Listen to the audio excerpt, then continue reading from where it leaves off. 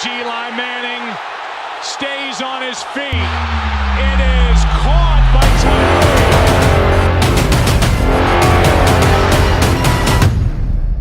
Hey, check us out, man. We here at Radio Row, Super Bowl 57. We're getting great things done. We got some short episodes, so we're going to give y'all some 2-for-1s. Y'all make sure y'all lock in for the whole episode with Catch the Moment podcast. All right, we're at Catch the Moment podcast, Radio Row edition, Super Bowl 57, celebrating 15 years of the helmet catch, man. Getting great done with the bro. Shawne Merriman, lights out. First of all, you are Mr. Lights Out, but now we got lights out, extreme fighting, man. Before I get right into lights out, I ask every guest, where were you when you saw the helmet catch? What was your thoughts? What was going on? Any stories? Any story with it? Well, you know, I'm a Patriot hater for life. You was committed to it, bro. Oh, man, no, it's a lifelong thing I got going. And I remember I was with some of my college coaches. Yeah. And we were watching the game. Some of my boys I grew up with too. Oh. And it might have been great for y'all, but it was great for me personally. Felt real good. Oh, it felt good, man. I wasn't there, but I felt like I was there with it. Let's get into it, like, bro. I mean, I really want to get into your career because now give me a memory re-jog because I know San Diego, Eli Manning, trade. Yeah. Were you the next year, or were you a product? Were you one of the draft picks that came? Yeah. I was a part of that trade. Yeah. They ended up getting the first round draft pick for that, and so they ended up getting the next year, the first round, when Phillip came in, and they had to give up, and I was that 12th pick overall.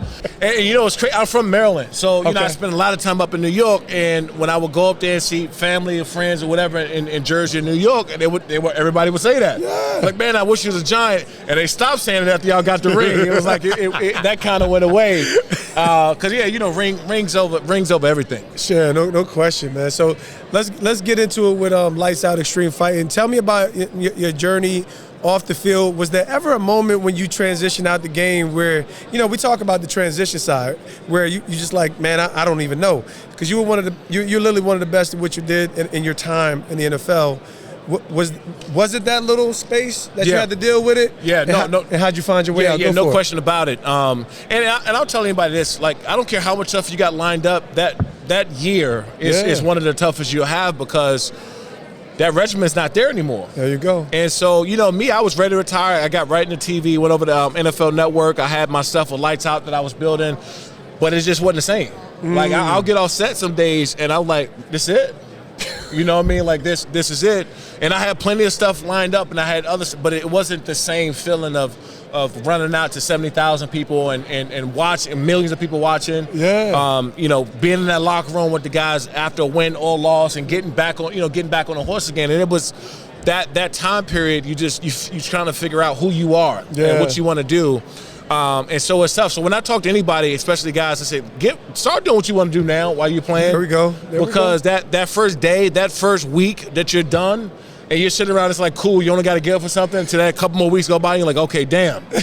Like, what's going on? And, you know, I've always been, you know, like a media. I love the gym, no doubt. Love training and stuff like that. So that got me to the next level, kept me in a good light. No doubt. But like I said, man, you have to start doing what you want to do while you're playing, so you make that transition. How did you overcome? Because we're going to pivot into the fighting, but like, when you talk about the dark space or the pain points along this journey, was there anybody central to your life? Obviously, like you said, the fitness must have been a big part of just not losing your mind to some extent, right? Because that just does so much physically. But was there any other places, or was there a point where you just like, I'm good because of this moment? Yeah, so I think the working out part was the bridge. Got you. For me. I use that as a bridge, because I was still training MMA stuff. Yeah. I was going in the room, even talking about having a fight around that time when I retired, and so that kept me competing. Got you. That kept me competing. That kept me disciplined. So even those days, I was like, oh, I miss it, but I'm like, okay, cool, I'm going to spar today, and I got that out of me, right? And so that's why when I talk to a lot of former guys, I say, hey, pick up a combat sport, even if you're going to the gym hitting boxing mitts. Yeah. You know, because we're so used to discipline, sure, and so used to a schedule and regimen that you're trying to find a way. So I used that to bridge me to the next part of it. Tell me more, because like I said, I kind of watched UFC from a distance. I watched extreme fighting from a distance. Tell me about Lights Out Extreme Fighting. Is there a difference, or what are you guys doing within your ecosystem that sets you apart? Yeah, so I started training between 2005 and 2006. Like, just I wanted to get better with my hands. That was the only thing. I was like, my hands suck. I don't use my hands pass rushing, and I just got better with my hands, and I started to do it more and more during the off seasons. And so in 2018, I launched Lights Out Extreme Fighting, and now we're on Fubo TV, Fubo Sports. So if you don't have Fubo, get it. We're now in the top 10 most watched on Fubo Sports by international soccer, which is really cool. And then we got a big fight coming up in April in Los Angeles that'll be live on Fubo, and just really is giving these up-and-coming fighters a shot to make a living, right? And do what they love to do and be seen, because, having a partner like Fubo, this last fight we had was shown not only just all over the country, but we were shown in Canada, France, and some part of Spain. So that was like our first like global event. And it's different being on this side of it too. Yeah, now. I'm about to say, I gotta ask you, because like we usually end it now as a when you pivot and you go into the pure entrepreneurial space, you on the other side where it's a totally different side. So how has that been in navigating teams and navigating and building partnerships? Did you feel like you was always built for it? Is there times where just your personality, you like, nah, man, I'm tired of this garbage? Yeah. No, I think, we played in the biggest business there is. Truth. And in some parts of that business is quite ugly, right? But the more you get away from it, you start to understand it. Yeah. Why it was a business the way it was. And so while you're in it, you get screwed over by a team, like, F them, right? You hate them for what it was, and then you start to kind of get away from it. Like, oh, okay, that was just a business decision they made because it was like numbers. It was a numbers game. Yeah. And so, I took a lot of that, what I learned in being in the NFL and being able to apply what we're doing. Also, the production qualities of the NFL, that we walk out to the game, we see those cameras flying over us, the smoking at night on Sunday Night Football, Monday. I mean, that stuff you can't even you can only live it. Yeah. And we lived it at the top of the top. And so me taking that knowledge, because even then I was asking camera crew guys, like, hey, why does, he was doing research. I was on. I'll be 3 hours before the game, 2-3 hours before the game, when we were warming up, I walk around like, hey, why is that camera over there? We're like, what's a jib, right? I was asking all kind of questions, and I think that kind of made that transition to running this side of things a lot easier. Bro, I mean, number one, I'm just excited. I'm gonna have to go get some Fubo. Just I'm big on supporting. I said I might not watch a whole lot, but I got to check my guy out. Give this platform to continue to flourish. All right, dumb question of the day, man. We talk about light-skinned brothers and black-skinned brothers. You know what I'm saying? Team light-skinned, are y'all back on the rise? I'll be sure led the way in the '80s. You know what I mean? You holding it down. I mean, Idris Elba right now is talk to me, man. As long as Drake keep putting out hits, I forgot about Drake. Yeah, as long as Drake keep putting out hits, and Ice-T keep doing this thing on SVU. He killing me right now. So like the longevity of us right now, that's why we still live it. So we need our leaders to keep going. This is why I live in Jersey. I get 4 seasons. So in the winter, I'm almost team light skin. I be playing both sides of the fence. I'm like, nigga, bronze out here, B. Bro, I appreciate you for your time, fam. Yeah, continue success with Lights Out Fighting. Make sure y'all check this out on Fubo Sports. My fam continue to get great done. We got Eli Manning, we got the chips, but I promise you, Lights Out is a legacy that will continue for a long time. Appreciate it, man. Thanks. Welcome to Catch the Moment podcast, Radio Row edition, Super Bowl 57, back in Phoenix, Arizona. I'm celebrating 15 years of the helmet catch, but even beyond me, I have the great platform and privilege to introduce you to Caitie and Suzelle from the United States Navy. They will be responsible for this weekend's flyover. Ladies, welcome. Thank you. Thanks so much. Well, listen, as a tradition to the show, we ask, and hopefully, I don't assume anybody's age. Y'all look pleasant, robust, and beautiful this weekend, obviously in uniform. Well said. So I always ask, where were you when you first saw the helmet catch? It's this moment typically that everyone knows exactly where they were. Yep. And if you have any memories, feel free to share. Go ahead, Caitie. I sure do. I was in high school. Nice. we always watch the Super Bowl in my house, and I very specifically remember that I'm a Dallas Cowboys fan, full disclosure, but I wanted the Giants to win because the Patriots had won just way too much already, and I was a little tired of watching them win. Yep. I was really, really excited to see the helmet catch. Yeah.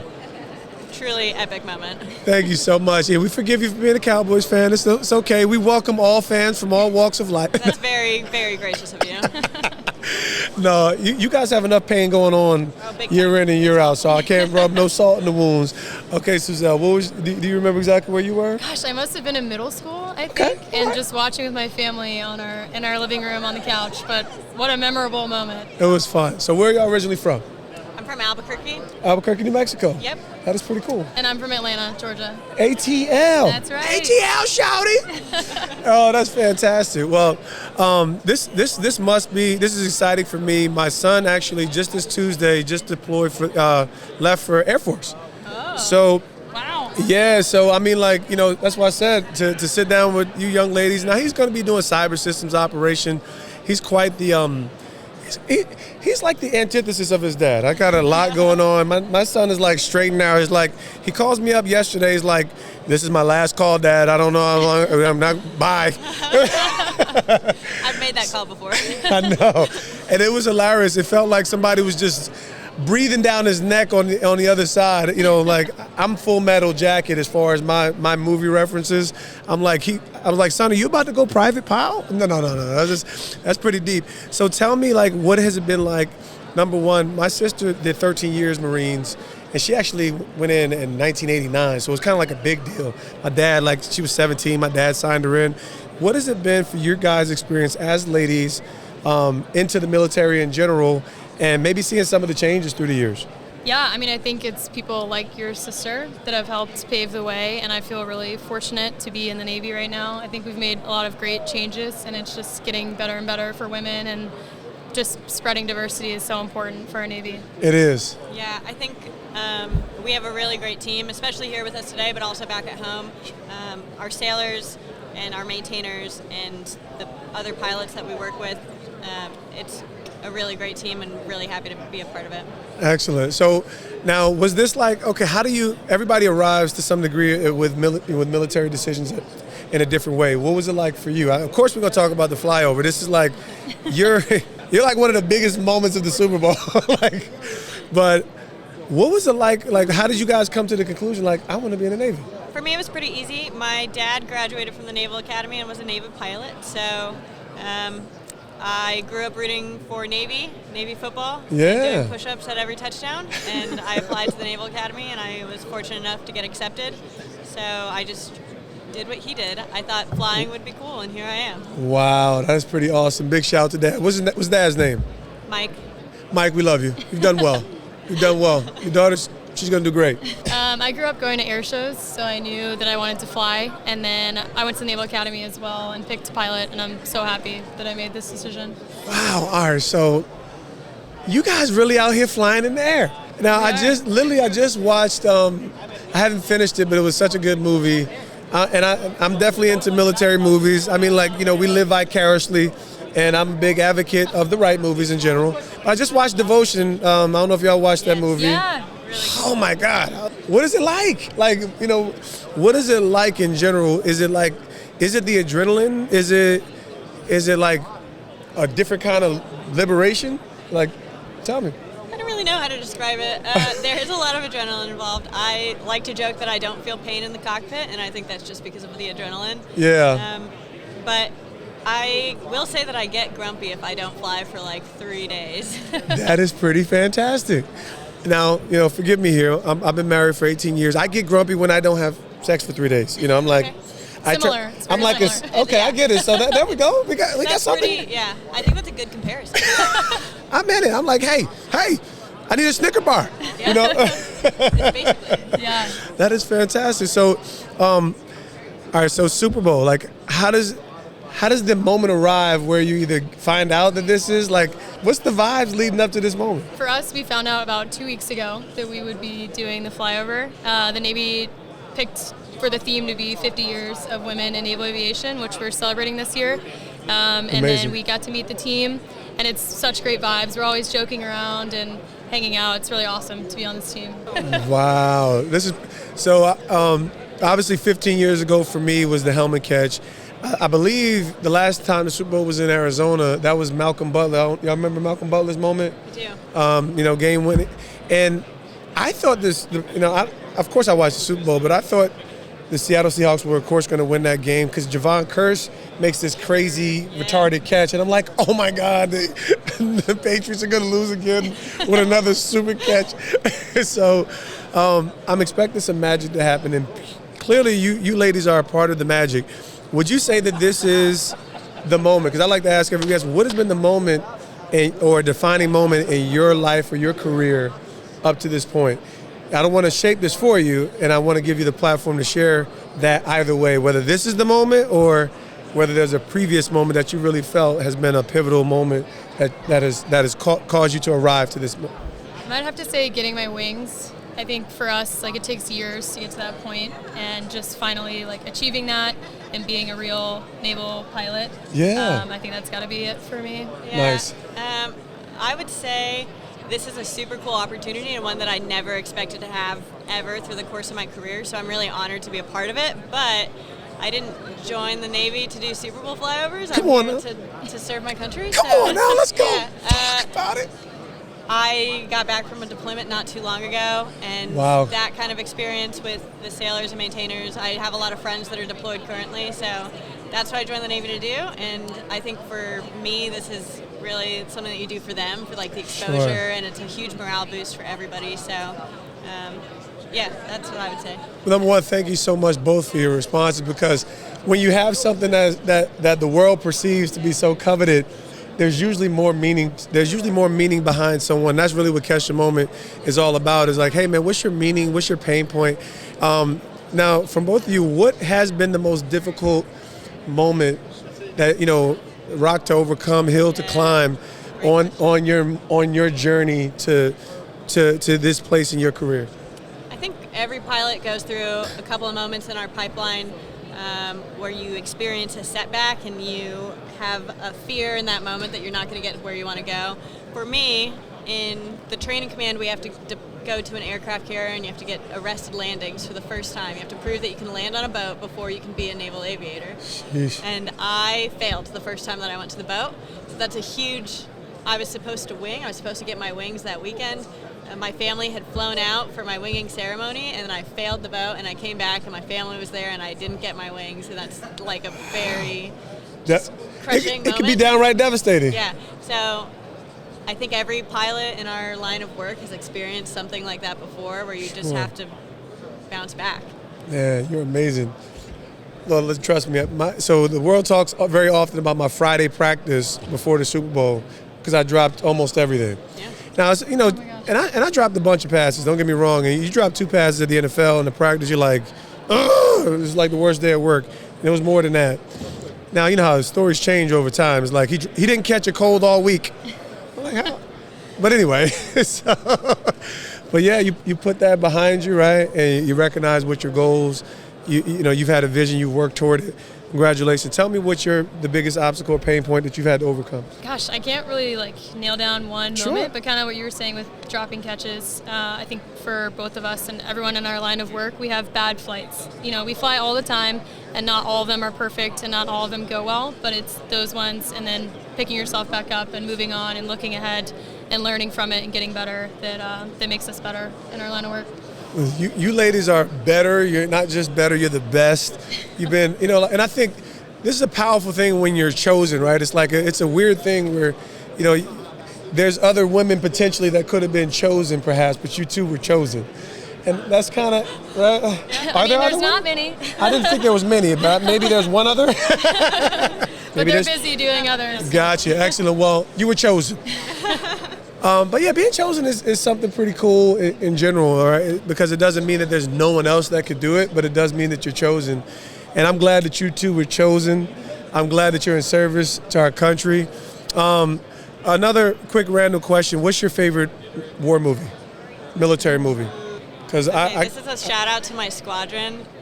We watched Fury a lot when we were on deployment. Fury? I'm not even sure if I've seen that just yet. You might be helping me out. Movie about the tank.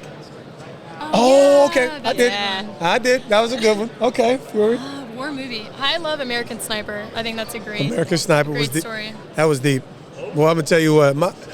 I got a few. My favorite originally has always been Black Hawk Down. Tears in the Sun was a little more Hollywood, but it was still fantastic, you know. But I mean, there's so many. There's so many. Last question for you. If you know, I guess I have to release you to other opportunities. To, you know, what are you most looking forward to in your continued service to your country, and you know, and obviously throughout the course of your life? I never like to define someone by their job, right? So even for you as women, as pilots, as leaders, what are you most looking forward to, even beyond the Super Bowl, which is again a crowning moment? Well, for me, I have not deployed yet, so I'll leave for my first deployment in October, which I don't know if you're going to hate me for saying I'm looking forward to that, because there's a lot of hardships that come with that. But sure. Just the ability to live on the boat with all our sailors and maintainers and, you know, do the real thing out there. I'm looking forward to that. Amazing. I think that we're always growing as pilots and as leaders and as people, so the fact that I don't really know what's next is kind of cool. It's a cool opportunity. There's a lot of things that I could potentially do next. The Navy is really good about providing opportunities for us, so I'm starting to explore what my next tour is going to be, which is a big step, so I'm just excited to see where I end up. Well, I'm excited for you. Again, there's been a couple miracles in the desert already. You guys you're the real thing. You're clearly not a miracle. You're proven. You've been chosen. That flyover, you guys are going to crush it. It's probably the easiest thing you're going to do. Just have to be in position. Just got to be in position, right? Well, again, thank you so much for your time, your service, your commitment. I just honor you as service women. Just as much as accomplished pilots. So thank you so much for your time and joining us on Catch the Moment podcast. Thanks so much. Appreciate it.